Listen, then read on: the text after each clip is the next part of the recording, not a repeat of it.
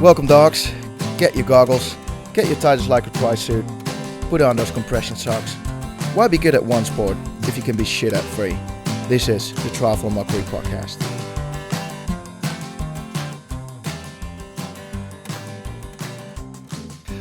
Morning, my dogs. Back in the game. Back in the game. I am flipping tired as anything, Joe. I woke up this morning. Poor sleep, like a really poor sleep. And body recovery, not at all. Not recovered at all. And I've got a very grim session coming up today. VO2 max and run off the bike. What would you say? Can it? Go to the beach? You're the lifestyle athlete, mate. You're meant to be living the dream. Drinking wine, sipping margaritas. I know. Damn, I feel rough as anything. Like, I ain't kidding you. How's it on a scale of 1 to 10, what would you rate your feelings? Well, my feelings are hurt. I don't know. I just woke up this morning and I just felt so rough. So I had a 6-hour training day yesterday, which is already more than a third of the amount of hours that I would clock normally in a week. So I've been training on average something like between 15 and 18 hours a week. And it was a semi-hard swim in the morning and then a 100k easy bike, but then a Nighthawk run. And the Nighthawk run was basically a 19k interval session, which of 5k tempo, 4k sub-threshold, 3k sub-threshold, and then 2k like at threshold. And you can imagine if you've already done like 4.5 hours of training and it is 8 p.m. I wanted to do it on the track, but the track was like someone rented the flipping athletics track, so I had to do it. That's so annoying when people do that. I know, it's flipping annoying. So I had to make up my mind and do it somewhere else, and that was already a low. But then I still had to do a 20k, almost 20k hard run session, and it was 8 p.m. So you were going to do 5k interval on the track, just 12.5 laps to start off? Christian Blumenfeld style, mate, when he's in Sierra Nevada. Yeah, I was gonna. Because in the city, because in the city there's traffic lights, and around the city it's dark when you're night hawking. So you need something to shine in the light. Yeah, train in the dark so you can shine in the light. That's you, isn't it? Yeah, that is me. But I did it. I'm the only reason why I postponed it to the end of the day, because I would have my little run squad, the Amsterdam run squad, and in the end we did it like with the 8 of us, and we handicapped it. And ladies and gentlemen, sponsors, if you're looking to sponsor someone, Tom Moosterdek, he's doing what others won't, so he can achieve what others can't. But to be fair, I do like it with the group. Otherwise, I wouldn't get it. I saw you posting up anyone around Norwich for a fancy run. I know, mate. I know. I got to take it, didn't I? But I weren't feeling it. Like, so in the end, I just ended up like coaching him or not coaching him. That must have been a grim run as well, because you ain't asking not people really. for like. It wasn't really a grim run. Like, I just hate doing interval sessions really by yourself. I just think it's just shite, to be honest. Like, I know. Like, and it's just not really that fun, is it? Like doing them by yourself. I mean, like it's just way more fun doing it with other people, isn't it? And to be honest, I don't even think an interval session really has to be that hard if you're doing it by yourself for it to feel shit.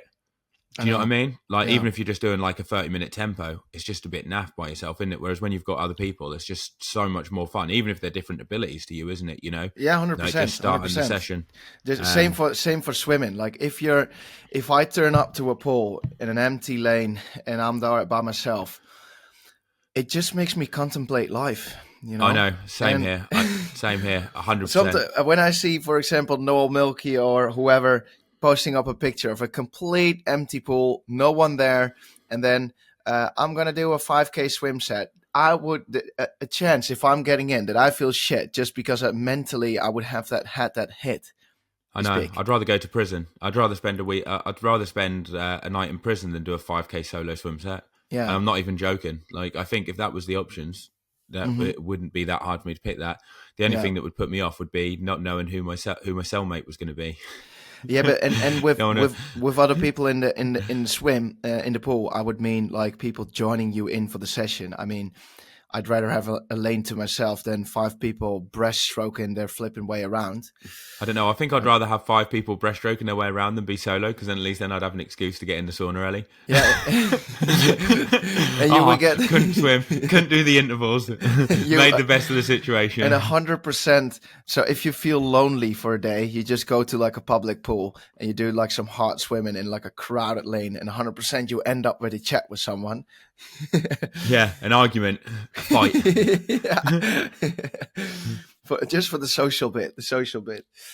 But anyway, how do you feel then?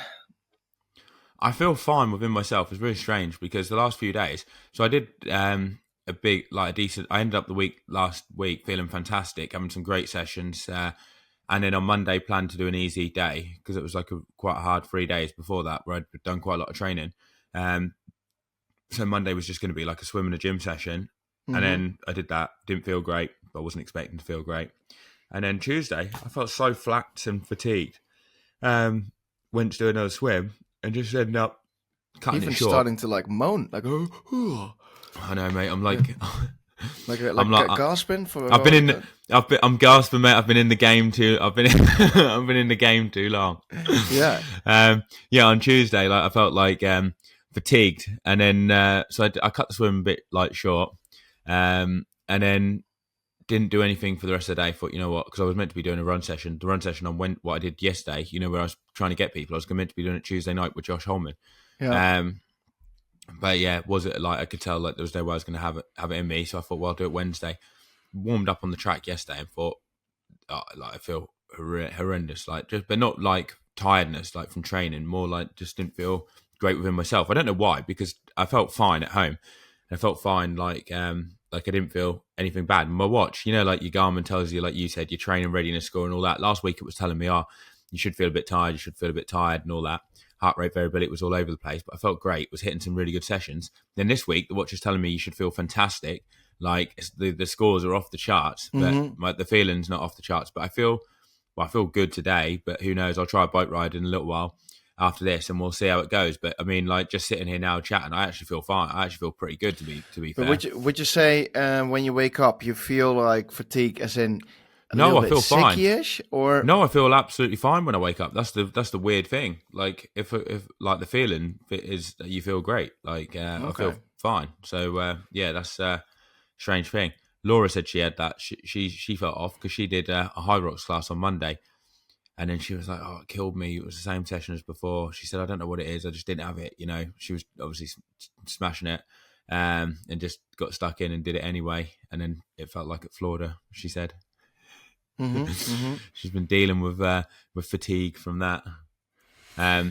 But I know that it's strange. I mean, I've had it after, in between the 10K and like a day after the half marathon. So it was a period for 2.5 weeks where I would literally wake up, and some days I would wake up with a really, really light headache or but not really sick. And some days I would wake up absolutely fine, and I would try to do like a session, and my legs would just feel fatigued, and I would just do. That was what it session. was, yeah. My legs just within the period really... of 2.5 weeks, I haven't done any interval session, nor on the bike, nor on the run, only like some in the pool, because I just felt fucked all the flip Looks like I'm going to be flying for Oceanside. Well, to be fair, after the half marathon, so them 2.5 weeks, I was really starting to get like down, because I was thinking like, why is my body not cooperating? But then after the half marathon, I literally took 3 days, so 2 days off, and then 1 day very easy. And then after that, so since last weekend, I'm absolutely flying, mate. Like just feeling good. I've been doing the intervals. I've been doing like a heart VO2 max. The brick session that I did that you saw in the YouTube video, that was on Saturday. And then on Monday, I did a great session. Tuesday, intervals again. And then yesterday, I did like a 6-hour training day with a massive, massive spicy Nighthawk. And I was literally thinking yesterday, because I was on the bike, it was 17 degrees. I was wearing my shorts with my white legs. I was riding with my mate, and there was only wind force of 1, which means it's a flippin' awesome day. And I was thinking, life is good, man. I'm feeling like I'm slowly getting fitter again. I was really looking forward to that run session. So after the bike, I did 4.5 hours of training. I came home, immediately ate something. I went for a little nap, but I couldn't sleep because I was too flipping excited for that run because I wanted to crush it. And I was just thinking, like, now I just need to keep this one up for 8 weeks. I've got another 8 weeks to improve for Ironman Lanzarote. I'm really looking forward to it. But them 2.5 weeks really flipping grinded me down. So are you turning away from the lifestyle athlete and more the athlete? No, it's still about balance, mate. I'm still I had two birthday parties last weekend. I went out till 2 a.m. But then the next day, I'm sleeping in a little bit, and then I'm getting out and I'm flipping crushing it. It's just about not. I wouldn't drink 20 beers. I'll just have 2 12. or just have 12 or alcohol. 12 pints of Guinness. That will sort you out, wouldn't it? Yeah, you'll be on Jan Frodeno's protein beers soon, won't you? Yeah, Keep no, this up? never, no. That's one. We'll save that one for Blumenfeld, won't we? The protein beers. That's probably. They even sell them in the supermarket now here in the Netherlands. Yeah, them 5 beers. Yeah. But it was so flippant. Our sneaky Yanni was like a half a year ago. He already, he doesn't do money deals. He only does stocks deals. So, for example, I wanted stakes in your company. So he was like, a year ago or something, he said, "Oh, I'm being sponsored by 5, best alcohol-free beer in the world." And then now a couple of months later, he was like, "I liked it so much that I bought stakes in the company." Yeah. Who are you, Pinocchio? Real life Pinocchio? It's a beer with whey protein in it, guys. So it tastes good. You just have to watch out for the lumps. I don't know. It's actually all right, to be fair. No, have you tried it? But I have tried it. Yeah. And does it taste like a normal beer?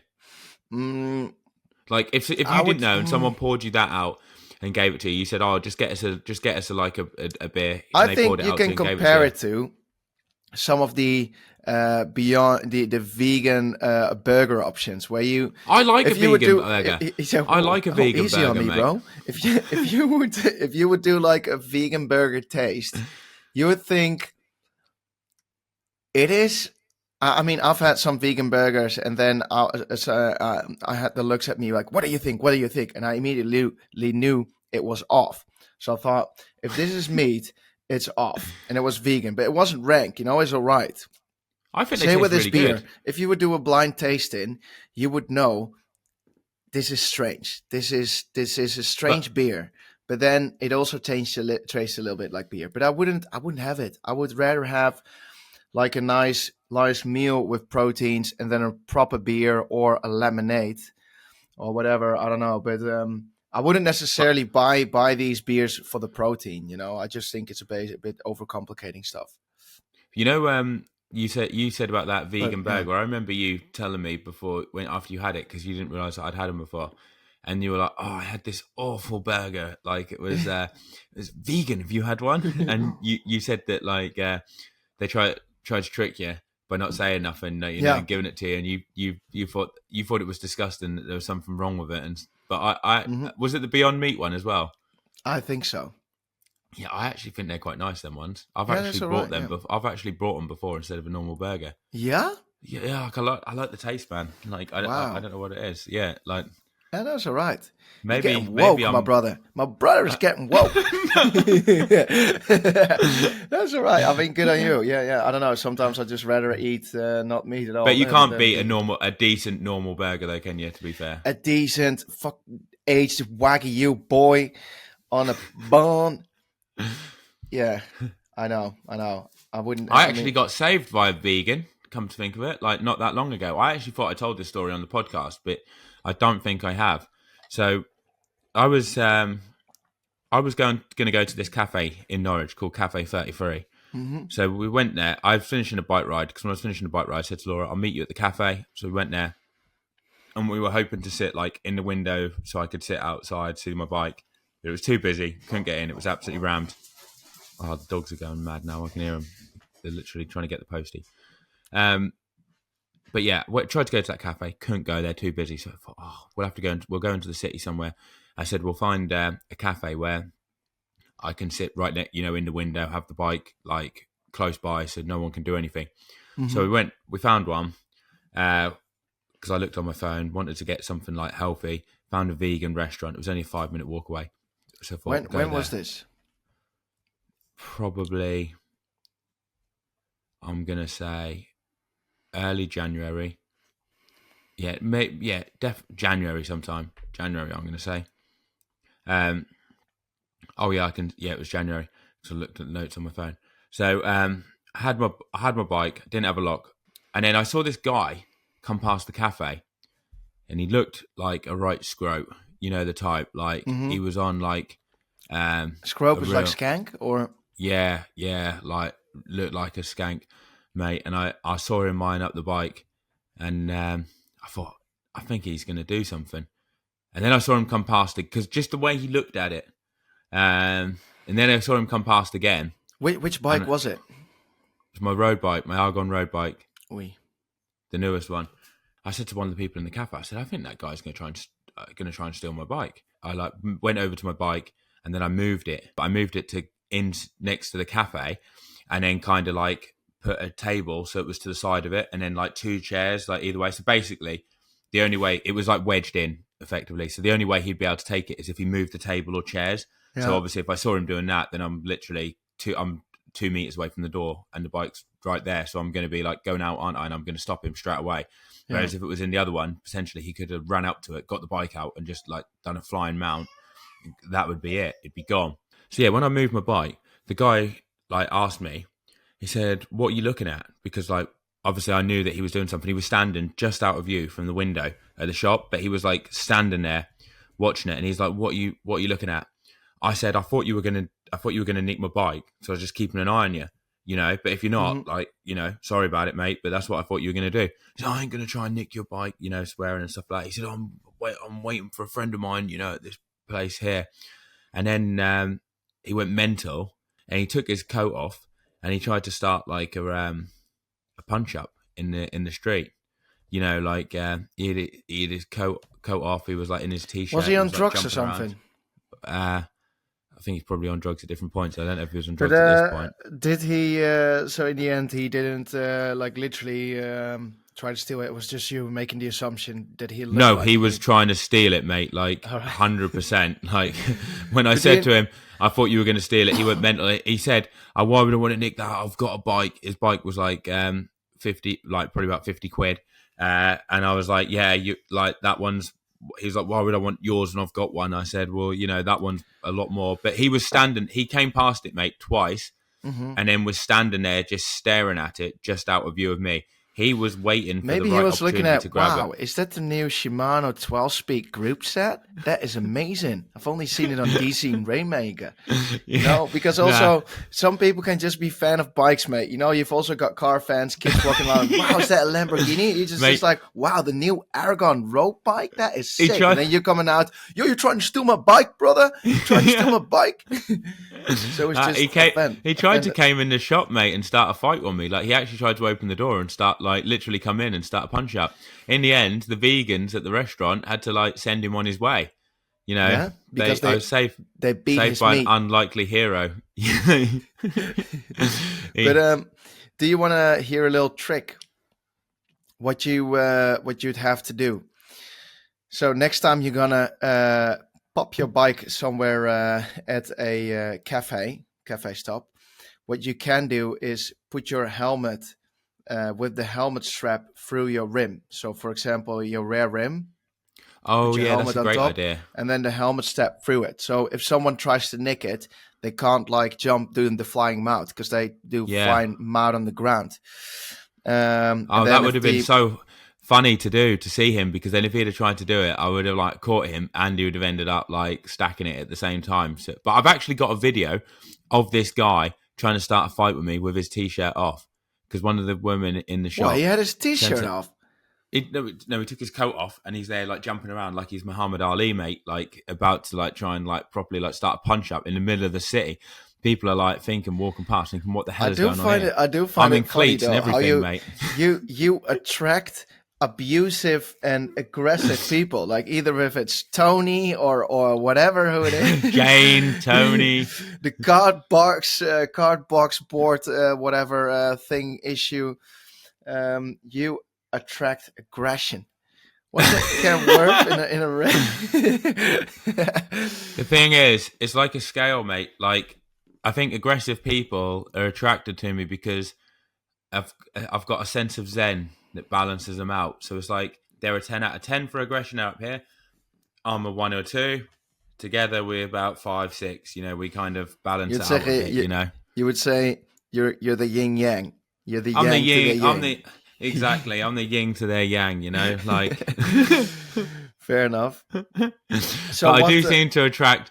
I do seem to attract a lot of aggression, don't I? You know, Yeah. like there's always something in there. Like, but could you imagine if you were in Amsterdam, you're in cleats, you come out the restaurant, this guy's dancing in front of you, taking his coat off like he's Muhammad Ali, and you're thinking, well, I'm in cleats, mate. I can barely walk properly. Like, this ain't going to end very well for me. But I would say a Joe Skipper on flipping cleats is still quicker than a guy on crystal meth. and a guy on crystal meth and vaporflies, you know. So he had vaporflies on as well. Did he? Yeah. It's flipping nuts. So he's even to crack the crack more quicker. Yeah, he could like imagine how quick he would have been. He would have been in and out, wouldn't he? Boom, boom, boom. I'd have been like flipping heck. Like I didn't see that coming. Now I don't think he would have been too quick, to be honest. This guy, and to be honest, the vegans scared him off. After they kind of got onto him, that was it. He was gone. And if we you were don't just leave saying, now, we're gonna make you a vegan burger. That's all right. If you like it, you like it. Hey, so what now? You've been so the last 3 days you've been feeling a bit off, and when are you leaving for Oceanside? Tuesday. Tuesday. So, yeah, I'll do a little session today, little bike ride, see how I feel, and then if I feel good, then tomorrow I'll do like some decent training, and then got Saturday, Sunday, Monday will be an easy day because obviously just get your stuff all packed up before you go, and I don't think it's a good idea to do long haul traveling like when you've done massive training and fatigued, because you're more likely to catch an illness, because obviously like they recircle all the air, don't they, on the plane and stuff. So if other people are ill and then you're going on there with a depleted immune system, plus you're traveling, you've got the time difference, then you're just asking for an illness before you go out to race. So I never want like to travel feeling smashed, because I think it's a good recipe for disaster. So you want to postpone your travel dates, maybe? No, just don't do a hard session the day before you travel. Okay. Like not postpone them. Like if you're whatever day you're traveling, if you do a hard session, you go into it fatigued. Your immune system's down, isn't it? And then you're likely to get ill. Yeah. Fair enough. When was your travel day again? Tuesday. All right. And then how long you've got till Oceanside? Is that already race week? That is race week. No, I got the race is the following week. The race is the following week. So I've got like 11 days, something like that, 10 or 11 days. Now, with what big hitters are you most nervous about to meet them in real life? Probably Matty Bites. Yeah? He's a big dog, man. He's big. He's going places. 500 watt FTP, this guy's got. He's running like the wind, and he swims flipping fast. To be fair, so I'm in Oceanside, 70.3, so it's a half distance. Is one of the Pro Series is the Pro Series first ranked race, first race. 70 to 80 pros on the list. That is flipping excited, isn't it? I mean, also so many people are there. It's fun to meet everyone after the season, and that's going to be a cracking race, mate. Like I remember after COVID when we were doing, so there was no flipping racing going on. The only races that were going on were the ones in the US. So I remember everyone was going to Texas and Florida, and it was like 70.3 World Championships back to back. But it was fun because everyone was there. There's like a big start list. You get to meet everyone. And I don't know. I found those events very fun. Instead of going to an event where you're there with one top 20 German, an Austrian, and like 2 Brazilians, you know? I find the American races always way more fun than racing in Europe. Why is that?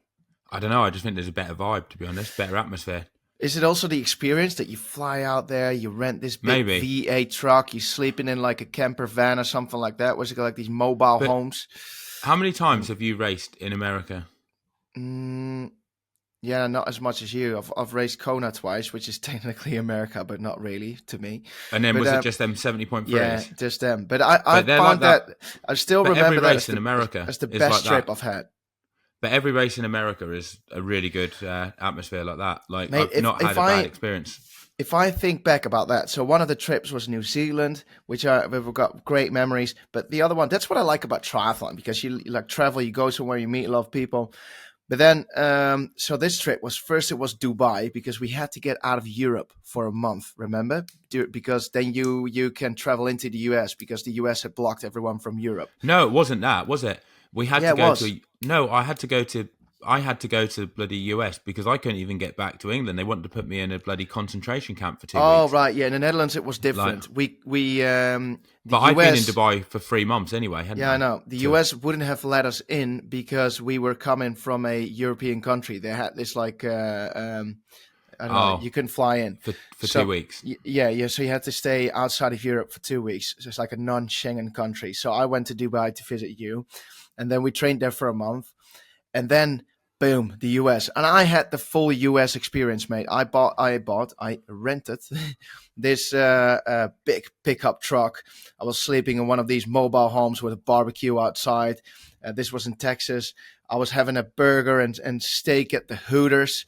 They had this like classic, what's it called, like small theme park on the like in Galveston on the beach side. You know what you also see in Rocket Power. Yeah, but Um, that theme park was shut though, wasn't it? no, it was open. It was open. Everything was open, mate. And I remember you had something fucked with your weird bike with the Quintana Roo back then, and you went to this really, really weird small Oh, bicycle shop mate, that was the only bike shop asking there. for a very, very specific part for your bike. Yeah, I remember. I remember. Like that was like basically a bike shop that does like bike rentals for people cruising up and down the seafront. There was no other bike shops. We went to Galveston because like on the map, anyone coming from Europe, you look on the map and you see where Galveston is, and it's like goes out from like Houston, doesn't it? Goes into the Hmm. Gulf of Mexico, a nice little island, and you think, oh wow, this is going to be like a paradise. We're in the Gulf of Mexico. The beaches are going to be amazing. And to be fair, you look at the beaches on Google Maps and they do look bloody good, don't they? So you're like, wow, the beaches are nice. This is going to be the place to be. And in reality, you get to Galveston and you're like, oh no, I've made a bad choice here. We Like, did like a longer ride through like a redneck camp. I remember if oh you yeah, ride all the way off like the straight highway, towards the end we turned like a right over a bridge, and then we did like a little loop through a redneck camp. That was pretty scary. there was But only anyway, one road. What you had to do, so you literally ride down the island, and it's like if you want to do a 2 hour ride, 3 hour ride, 4 hour ride, you just keep riding down this road, and then you just do a U-turn in the road. That's how boring it was, and then you head back, and then when you get close to Galveston, it's just traffic light, traffic light, traffic light, stop start like that, and then you're like the wind was horrendous. It was completely flat. There was no hills to break it up.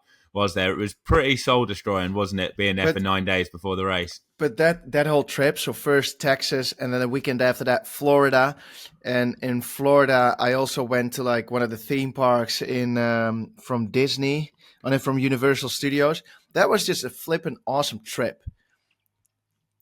Yeah, you need to come out to America more and race, mate. Yeah, I know. But it's Quickly get your name on that Oceanside start list. Put your that's hat in also the mix.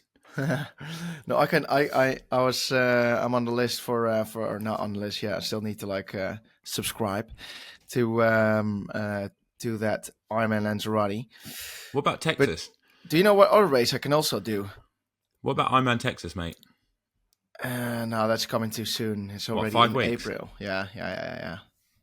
Yeah, minus taper is like 3.5 weeks. I need more than that. Um, what about Ironman Brazil? Oh, mate, that's such a draft fest from what I've heard. Yeah, Yeah, like, I heard they're really fair. They also don't do any like beat bets and all that. oh, I've heard that there's so many amateurs that are doping out there. Yeah. True. I think that's yeah, that's anything goes basically. It's like the Wild West. Yeah. That is true. You can literally just. I remember when I was in Mexico, you can literally just go Apparently, to a pharmacy store and they promote it. Buy your testosterone here. apparently, when you're on the start line out there, you can smell it.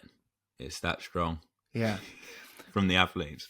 like in a normal Ironman, you can smell the pee of people's wetsuits. You know, like it's dripping down the wetsuit. And here, it's like you can excess. smell growth hormone. Yes, it is. You're like, people's ears apparently touch their shoulders, and you're looking around and you're going, wow, I'm against Gandalf here. And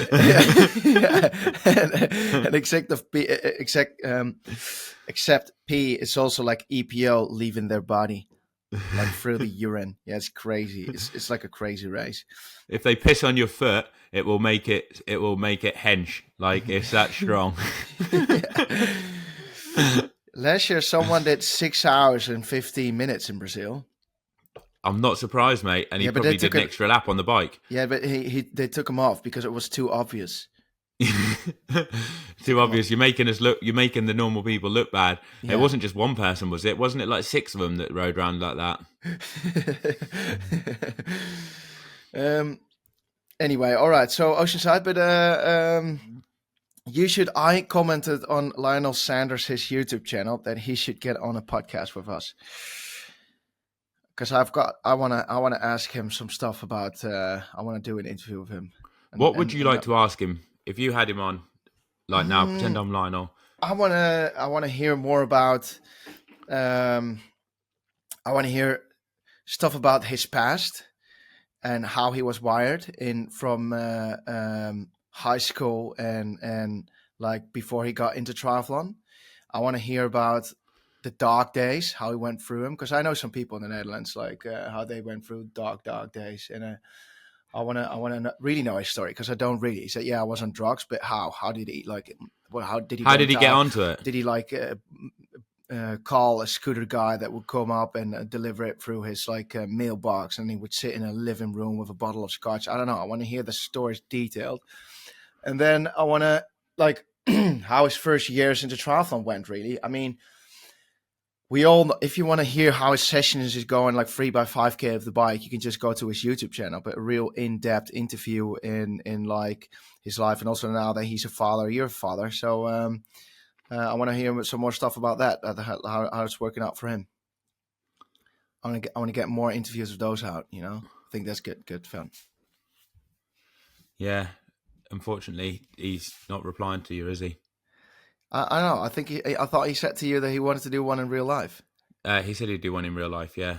But he said he's not doing any stuff like that at the moment, like remotely. He said if I'm there in Tucson or whatever, Oceanside, and we sit down after the race, he'd be up for doing one. But at the moment, he's training hard and then spending time with the family, and he's not doing podcasts and stuff like that. You know, remotely, basically. I was like, all right, fair dues. I mean, yeah, good on him. But anyway, it's still something for the future, you know. Don't worry, Lionel. We'll try and not get you cancelled if you come on. He's like weighing out the risk rewards, like. Yeah, he probably is. I mean, I don't think he is, because if he would, he could have gotten on either the Travon Teran podcast or that Triathlon Train podcast or whatever. How's that Taran doing now? Like, if people are interested in coaching, like, he's the man, isn't he? Like, his coaching strategies are awesome. To be fair, I don't upset him, Tom. Last time you talked about him, we got a message on Instagram. Don't upset him. He's very emotional. I wanted to say, like, I remember when he was in the beginning, like a pioneer, wasn't he? Like in the sports for people that were. You went on his show, man. No, you went on his show. You beefed him up. From people that were new in the sport. I was pretty new back then, but he offered a lot of content, and I'm actually wondering what he's up to nowadays. He must have quit triathlon, surely, like, because I've not heard anything from him. Yeah, COVID got to him. Yeah, COVID took some souls, mate. COVID did take some souls off people, didn't it? That since COVID came, they've never been the same since. I know. Yeah. It did change a lot, COVID, though. It did change a lot. A lot of the pros changed. A lot of the Do you think in Brazilian our lifetime? bros. Oh man, yeah, No. they come out absolutely stacked, didn't they? Like went into COVID, couldn't break 20 minutes for a 5K, come out and they're running 13 minutes 10. At like 80 kilos.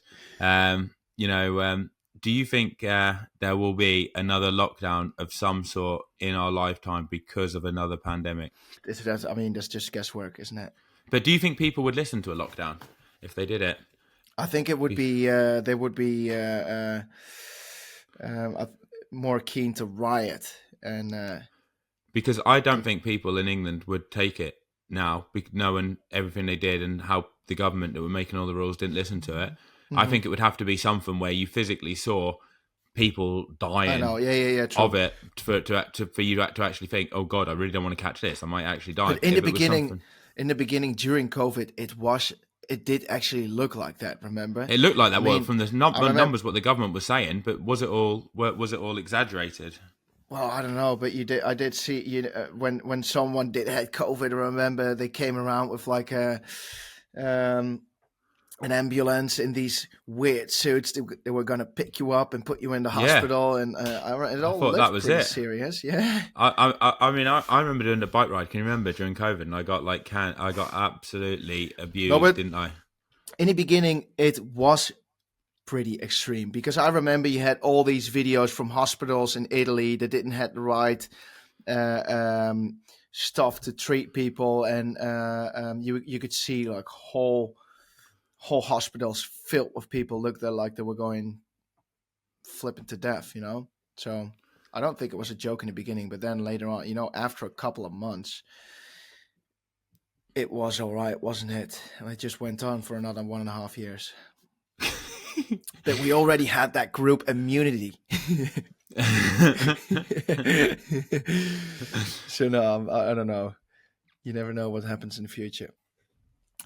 All right. Now, before we head over to the bullshit buster, I quickly want to chat with you about Valer, the strength app for personal training schedule. So if you don't know what to do in the gym, what you should be doing in the gym, if you want to bulk up, bulk down, train for triathlon, running, swimming, or just for the beach, head over to valer.com and get your personalized training schedule today. Righty?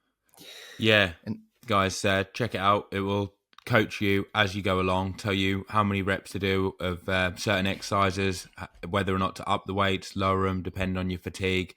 It's basically like your own personal trainer, and it has loads of specific plans designed for swimming, biking, running, or triathlon.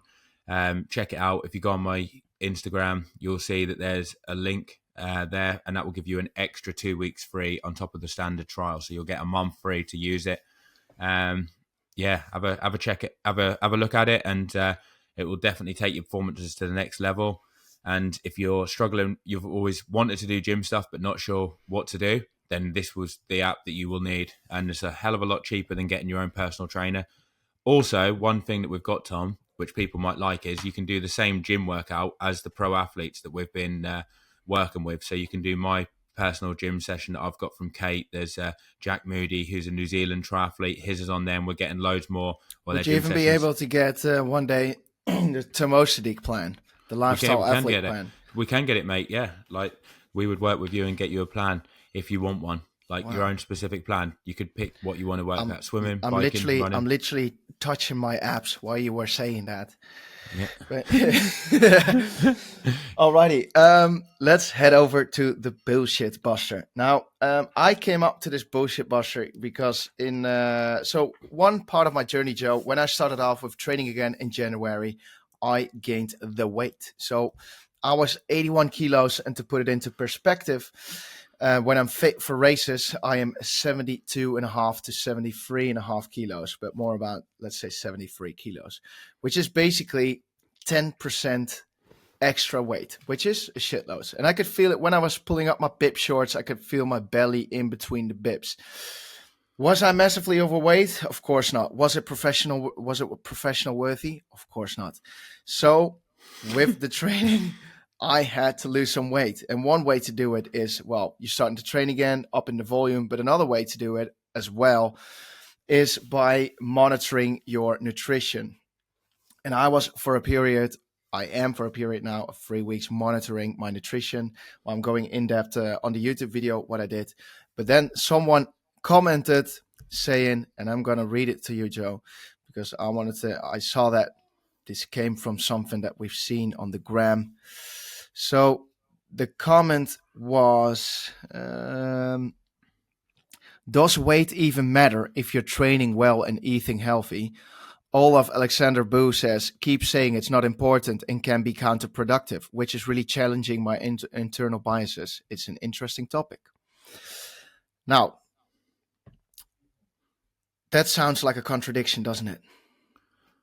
Well, I think what he's saying is he always thought that weight mattered, but he's heard from Olav that it doesn't matter. And is that true? Has he been overthinking it too much? Does it matter if he's 90 kilos, instead of 80 kilos? And now I'm going to bullshit bust this one. Because when I was at my 81 kilos, I wasn't massively overweight, but I can tell you I wasn't fit either. And it makes an absolute massive difference with being, for example, 73 kilos. And 73 kilos for me is a weight that I don't have to be anal about nutrition, so that I'm massively trying to lose the weight or whatever. I'm just at my strongest being. All those 7 kilos are the kilos that you need to take with you when you're going for a run, when you're going for a bike session. And Olaf is talking from a perspective from 2 athletes, Gustav and Christian, that train 30 hours plus a week. And then you've got age groupers who train 9 hours a week, and taking that into a consideration and saying, all right, so I can eat whatever I want, because he's going on about a calorie is a calorie and just need to stuff it up. But a calorie is not a flipping calorie. I mean, quinoa is different than chocolate, isn't it? Yeah. And also, there's a difference between race weighted and Christmas kilos. Now, don't get me wrong. There is a thing like underfeeding. So you shouldn't do this like cutting weight without knowing what you're doing. You should talk to a nutritionist. And I'm going to make a special about this with the nutritionist from Roglic, Vingegaard, and Wout van Aert to bring more knowledge to the world, so we know what we're doing. But what do you think of this, Joe? Of being I think, and think about from the perspective from people who train 10 hours a week, 10 to 12 hours a week. To be honest, I think even if you train 30 hours a week, it makes what you eat makes a massive difference. You can't just eat crap. And I think, to be honest, even if you train more hours, what you eat, personally, I think is even more important, because you're pushing your body to such extremes that you need to get the good recovery food in. When I'm training hard, and doing hard sessions, training a lot of volume, I need to make sure that I'm getting really healthy foods in, and obviously a lot of food to fuel it. But because you train so much, it is hard to get the calories in. But you need to make sure you're eating loads of veg, loads of fruit, proteins, nice healthy food. Because at the end of the day, if you have a Ferrari, you don't put 4-star in a Ferrari, do you? You need to put the best petrol in. And if you want to perform well and recover, you need to make sure you eat a really healthy diet. I mean, if you don't want to recover as well, then fine, eat. On what part I think there is a big misconception or disinformation for a lot of amateur athletes is that they watch these videos on YouTube and hear these pros talking about podcasts and all that. They train a lot and they hear them talking about eating 5,000 calories, 6,000 calories. And they're thinking I should be eating an absolute shitload. But then why does still the majority of the athletes, and I'm talking maybe 80, 85 to 90%. And this is only, of course, if you're interested in it, they train 12 hours a week, but they're far from lean. How is that possible if you train 12 hours a week cardio, That is because you're still massively overeating. So if you want to have an insight, and if you actually want to lose weight in the first place, if you want to have an insight, you should be tracking what you're doing for a period, for example, of 3 weeks. So you would have an insight of, I'm taking this many calories and carbs, protein, whatever for breakfast, lunch, and dinner. And then you can also see what exercise you're doing on these days. And then you have an insight in, am I over fueling on some days? Am I under fueling on some days, which is costing recovery? you get actually an insight in what you're doing, and you don't like, because I think some people eat 5,000-6,000 calories on a day that they only train like an hour easy ride, 90-minute easy bike ride, you know? Yeah, I mean, if you're eating more calories than you burn, you're definitely going to gain the weight. I also, when I did that weighted vest thing, like Yeah. where I did the 5K, we Hmm. worked out afterwards that basically 1 kilo was 2 seconds, 2.1 seconds a kilometer slower. Yeah. So if you like, say you do a 5K and you were only 1 kilo heavier, it would be like 10.5 seconds. But that is obviously that is per kilo of dead weight. And if you were like a kilo heavier yourself, you're going to have extra blood and stuff like that, and it might be useful mass. So this is just looking at it in terms of if you have a kilo of weight that's actually not offering you any help in like forward propulsion, it's just dead weight. Hmm. So in terms of like a normal person, it wouldn't quite make as much, but you're probably talking like a second and a half slower per Yeah. kilo per kilometer. So, Yeah.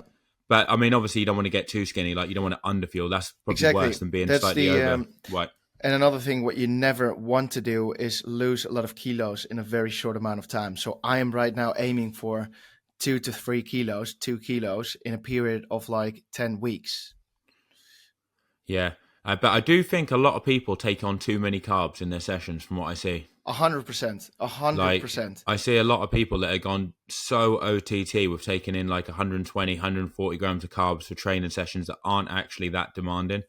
And a lot of the time, especially with these Ironman athletes, it's like you're riding at Ironman pace. You're using mostly, you shouldn't be using loads of carbohydrates for fuel at that intensity. And you Yeah. certainly don't need to keep having 140, 120 grams of carbs an hour, to do a session like that. It's Yeah. just, you And just don't need it. Like, the majority of this stuff is not applicable to 99% of the age group athletes. You know, if you train, for example, you train 10 to 12 hours a week, which means throughout the week you only train an hour to an hour and a half a day. That is something you would be able to do on the glycogen stores, what you already have. You know, if you've got a 45-minute base run on a Tuesday, you don't need the extra fuel for that. If you have an intense session, 90 minutes, 75 minutes, then maybe you take 50 grams of carbs, 60 grams of carbs, and then you have dinner after that, whatever. But you yeah, don't need to like massively I fuel if you're only training 10 hours a week. I do wonder if a lot of all this high carb stuff now is made up by the energy industry to sell a lot more products, because say you're doing 4-hour ride, 5-hour rides, and they're telling you need to have 100, 120 grams of carbs. So you have 4 gels an hour, you do a 5-hour ride, you need 20 gels. You're probably talking like 50 quid's worth of products, like £2.50 a gel, Mm-hmm. minimum Yeah, £2 a gel, really. So I wonder if half of it is an exaggeration by the companies, because they're selling so many more products now. If we can, you think about it for them. If they tell people they need to have 100, 120 grams of carbs, you're going to recover a lot better, your training's going to be great, and people up it from 40, 50 grams, all of a sudden, their punters are buying 3 times as many products for the same for training sessions. yeah. You add that up over the course of a week, you could end up spending, basically 100 quid on energy products a week instead of like 10, 20 quid before. Yeah, and especially for, I mean, you in the past have been working multiple times with a nutritionist, so you now have a bit of an idea how many carbs are in which product, how many calories are in certain products, so you know approximately what you're eating. If you have no clue what you're doing, so you have a Ferrari, but you're literally going to the gas station blindfolded, just grabbing one of the pumps and putting it in the Ferrari. You need to Putting know what you're diesel in it. putting. Yeah, but you need to know what you're putting into it and how much. You know, if the tank's full, the tank's flipping full. You can keep pouring it into, but it's gonna run over. You know, it's gonna fill the seats up. So yeah, if you wanna know what you're doing, start measuring. You can have a little look at the video so you can get some insights. But in the coming weeks, I want to try and get out the podcast with the nutritionist and actually teach something about this topic, because just stuffing up with carbs and calories and you got to keep eating is, in my opinion, disinformation. Yeah, It's it's just something definitely. people can't work with, is it? Like it's just making it overcomplicated. Anyway, Jody, I'll see you next week. We need to try and record on Monday because Tuesday you'll be flying. So literally. Yep, I'll catch you next week, mate. Alrighty, dogs. Thanks for listening. Now, if you liked our show, then yeah, thanks. We'll be seeing you next week. Bye bye. See ya.